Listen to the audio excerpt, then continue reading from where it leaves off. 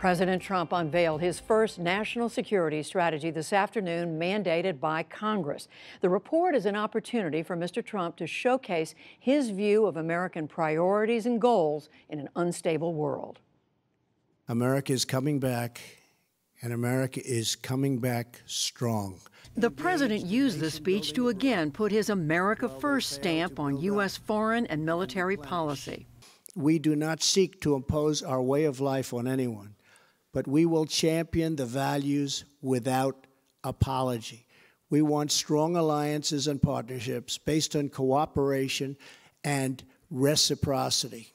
We will make new partnerships with those who share our goals and make common interests into a common cause. The new Trump doctrine focuses on four main themes: protecting the homeland, promoting American prosperity, keeping the peace by showing military strength, and advancing America's influence throughout the world.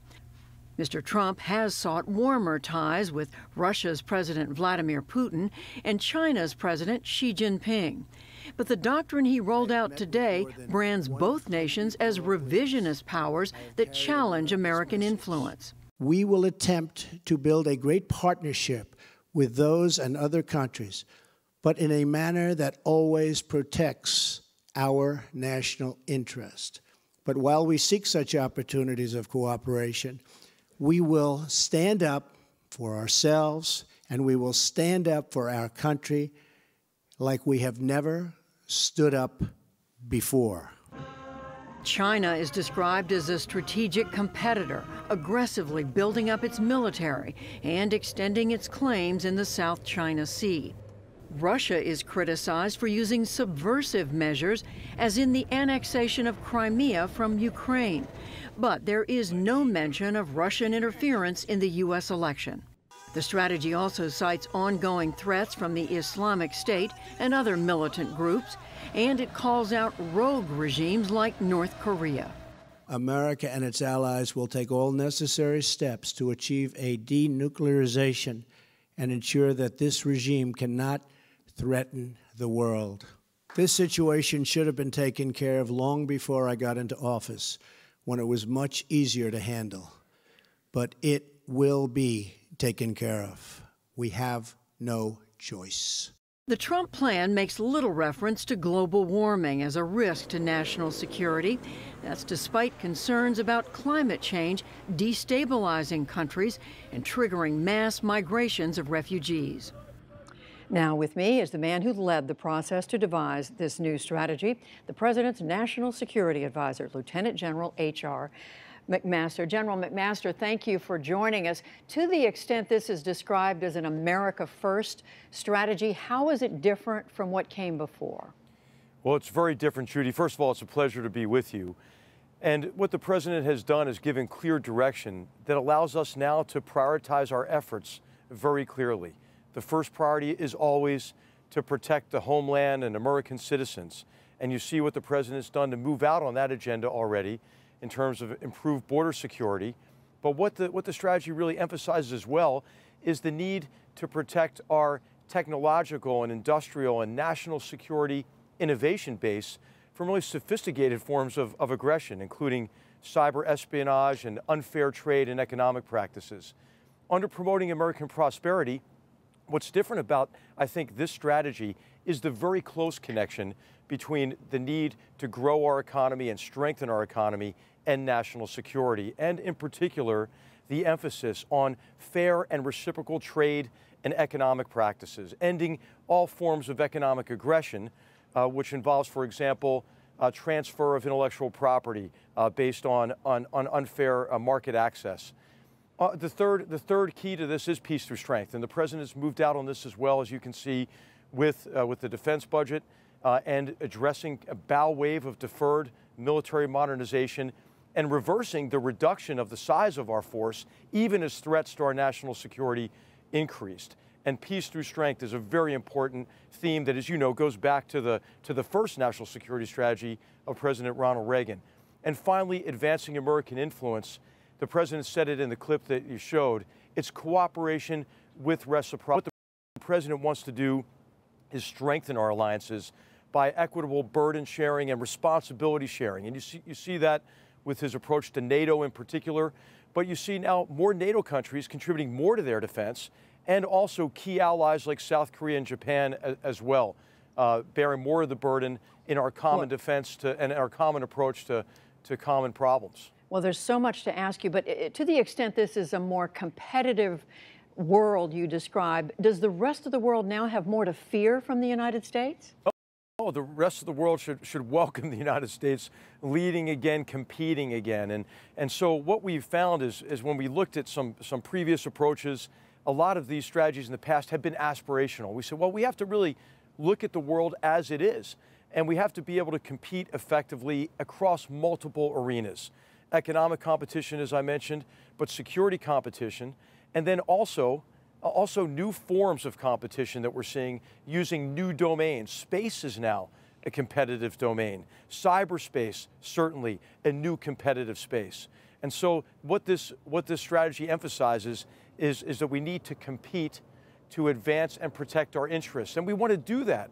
We want to do that with like-minded nations and allies and partners, but we'll always prioritize the vital interests of the American people, those four pillars you mentioned of the national security strategy. Well, you mentioned dealing with the world as it really is, and I know on everyone's lips right now, people want to know, is the U.S. going to go to war with North Korea? You were quoted in an interview just a couple of weeks ago as saying the chance of war increases almost every day. Is it still the case? I think it is still the case, and the reason for this, Judy, is that we're out of time with this problem.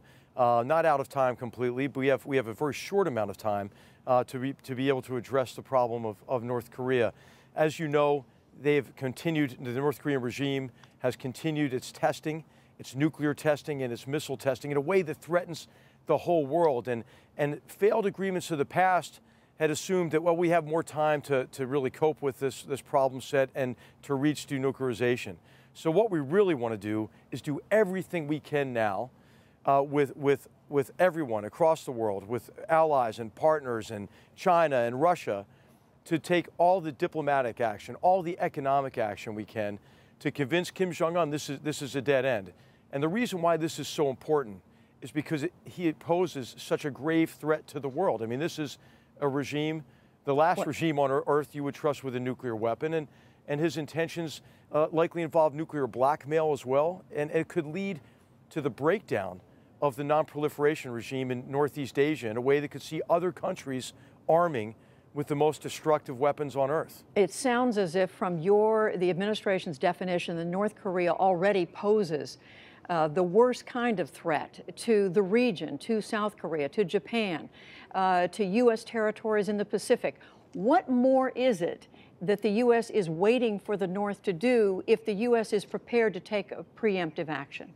Well, as you know, these are programs that are continuing to develop. The nuclear tests that they have conducted and the missile tests allow them to get better and to begin to perfect this intercontinental long-range ballistic missile capability, and then marry that to a nuclear device in a way that does pose a threat to the entire world. And so what we need to do is act urgently to make sure the regime, first of all, doesn't have the resources it needs to continue this program, as well as to continue to support its military. You can't fire missiles without fuel, for example. And so it's time to not only enforce the existing UN sanctions, but for us to do much, much more. And you've heard the president call on all nations to cut off all trade with North Korea. Make it clear to this regime that unless he denuclearizes, there's no way that North Korea can succeed. But most people, I think, believe that the North Korean leader is not at all prepared to denuclearize. And again, my question is, isn't North Korea already posing an unacceptable threat to the region and the U.S.? And if that's the case, what is the U.S. waiting for? Well, you could argue that North Korea has posed a threat to the region, since 1950. And as you know, since the end of the armistice that ended the open conflict between North and South Korea, that North Korea has held portions of the South Korean population at risk with large conventional capabilities, artillery and rockets and missiles. But as this regime continues to perfect its long-range nuclear capabilities, it's just a risk that the world cannot tolerate. I want to try to stick with this just with one more question on that specific point. And that is because I have people asking this question in my presence all the time. How does the U.S. know that it could strike North Korea without running the risk of a retaliatory strike on South Korea, Japan, and hundreds of thousands, if not millions, of civilians in that area? Well, I don't want to get into the specifics of military plans and estimates, but I will tell you that the President has asked us to continue to refine a military option should we have to use it. And of course, we're working on that very closely with our very close ally, South Korea, who is the closest to this danger, and with Japan. But what we have to do is everything we can now to resolve this short of war. And the grave danger is not just the direct threat that North Korea poses, any nation, but it's also the threat that's posed by the breakdown of that non-proliferation regime. And we should point out, I mean, everybody should be aware that this regime has never met a weapon that it didn't try to sell. But aren't they already, pardon me, aren't they already able, though, to sell, to proliferate what they've already developed? Well, this is why we have to move out with a high degree of urgency. And as you know, this is a regime that has very destructive chemical weapons that used a banned nerve agent to murder his brother in a public airport in Malaysia. So this is a regime that is dangerous on a number of levels. And that's why I think the international community has come together behind the President's leadership to confront this regime and really make a dramatic shift. I mean, these are the most severe sanctions that have been put in place. And what you've seen is China recognize this is not an issue between the United States and North Korea. This is an issue between North Korea and the world. Last question, General McMaster. You are known as a scholar of military history, especially Vietnam. You've written about that. Are there lessons from Vietnam about the United States not getting sucked into a conflict when diplomacy could be the better answer? Well, the lesson, I think, from the Vietnam and what I wrote about previously is the importance of bringing all options to a president and to make sure you consider, as you're alluding to, I think, the long-term costs and consequences of every decision. What we've done with this national security strategy is try to regain our strategic competence as a nation. And what we're going to do, and what we are already doing, is view national security challenges through the lens of those four vital interests, craft clearly understandable goals and objectives, and then explore options with a clear-eyed view to the advantages and disadvantages of options, and a recognition of what the potential costs and consequences of decisions might be. That's what we owe the President. That's what we give the President, our options. And then once he makes a decision, we help drive the implementation of his decisions, always to advance and protect the vital interests of the American people. General H.R. McMaster, the President's National Security Advisor, thank you very much. Thank you, Judy. Pleasure to be with you.